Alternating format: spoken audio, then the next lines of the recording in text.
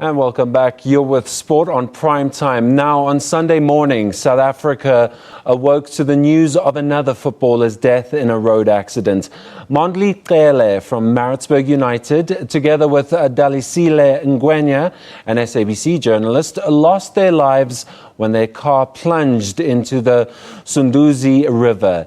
In the last 8 months alone, the country has lost 3 footballing talents to road deaths.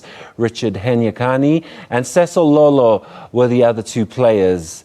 And they will join a list that includes Bafana Bafana assistant coach Thomas Madigage, Pirate stars Gift Leremi and Lesley Manyathela, and many, many more South African footballers.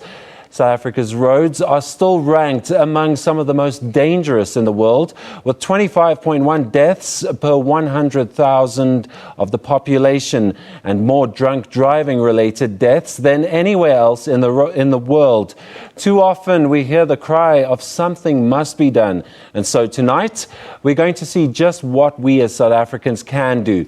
Now, joining me from our Port Elizabeth studios is President of the South African Football Association, Dr. Danny Jordan, and from our Bloemfontein studios, Mr. Johan Jonk, the founder of Arrive Alive, a road safety initiative. And I'm going to go straight to Dr. Jordan, and I'm going to ask you the question.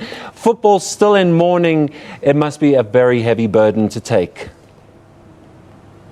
Yes, 2015 was a terrible year. And so early in 2016, we have another loss of one of the bright stars of South African football. Of course, it was a shock, particularly after a wonderful performance against Orlando Pirates. And yeah, Sunday morning was a shock. And we have to ask the question, what can we do to have greater awareness and more focus on prevention?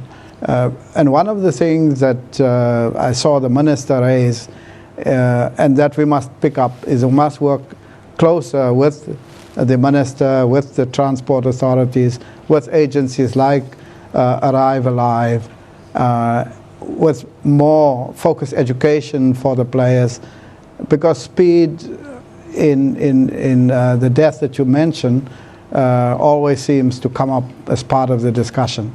And also the point that you make is not just the length and the time that players must travel. And I think very often perhaps we underestimate the fatigue factor, particularly after a very intense game, a game that, like the game on Saturday, that demanded every bit of energy, focus, attention until the final whistle, and then to drive late at night back home. I think there are so many things that we can think about, but our thoughts and prayers are with the family of Mondli Cele, with his team and teammates, and it was a very, very sad loss for the football family of this country. Absolutely. Now, Johan, I'm going to bring you in here because Mondli Cele's death comes under circumstances that do happen far too often and are in many cases preventable. What do you think from Arrive Alive's point of view can be done?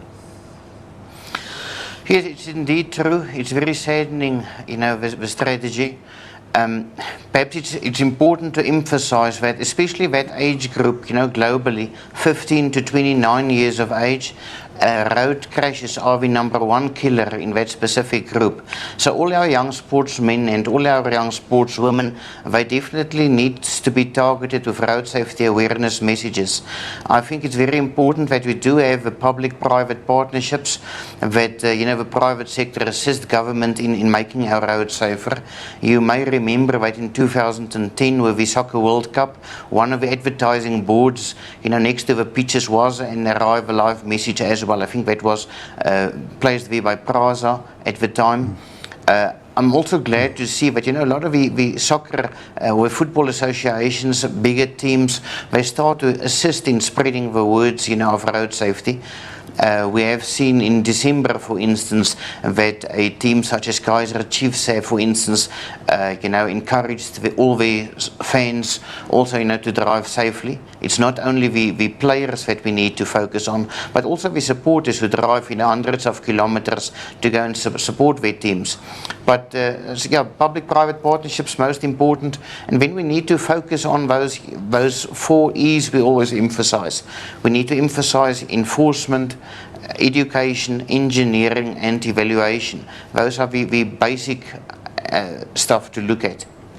Now, Danny, I'm bringing you back in. Why do you think, from SAFA's point of view, why do you think it is that this is happening to footballers on a level that is unlike other sports are experiencing? Well, I think we need to have a closer look. If you look not just at the death of footballers, but also the number of footballers who in fact arrested for speeding. And if you look at the kind of speeds that were clocked where these players were arrested, then it's very clear that we have to talk more about, as was said there, the question of compliance, adhering to speed limits, and also consider long and hard training, and then travel in the middle of the night or early of the morning. The body can take just so much in terms of fatigue. So fatigue, high speeds, long distance travel, those are the factors that Arrive Alive in any case are raising. We need to work closer with Arrive Alive and with the Transport Department, and we'll do that. We have a National Executive Committee meeting on Saturday, and this is a matter that we will discuss to see to what extent we can have this program as part of our engagement with the players, and of course that includes Bafana players, because some of them were also charged for traveling at very, very high speed. And to SAFA's credit, this is a dialogue you have been starting, and you have got ambassadors in the form of players who've come forward to try and advocate safe road usage. Johan, what else can an organization such as SAFA do about this problem? We always believe that an informed road user is a safer road user. I had a look today at the crashes since we started with the website 12 years ago, and apart from Mondli's tragic crash, who was early in the morning, the others of Richard, of Cecil Lolo, of Gift,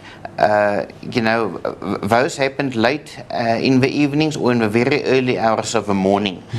We know, for instance, that road crashes is 3 times more likely to occur at night. So I think we need to emphasize the messages of being defensive drivers, to obey the rules of the road. I think if I just look at the number of crashes that were reported on today, and the number of incidents we had at intersections where it's blatant lawlessness, I think road safety will start if we all obey the rules of the road, and if we encourage people to drive more defensively, not to assume safety. Unfortunately, we share the roads with many other drunk and reckless road users, so we need to focus on ourselves to ensure that we are all buckled up, that we do every defensive driving technique that we use in order to protect ourselves and our passengers. Then I take it's a dialogue that's going to just persist and go on. Anyway, that's, gentlemen, where we have to leave it for tonight. Thank you very much. It's been very enlightening. It's a very, very serious topic, I know. Dr. Jordan in Port Elizabeth, thank you for being with us. And in Bloemfontein, Mr. Johan Jonk from Arrive Alive, thank you so much for being with us. We're going to take a quick break. We'll be right back with more sport.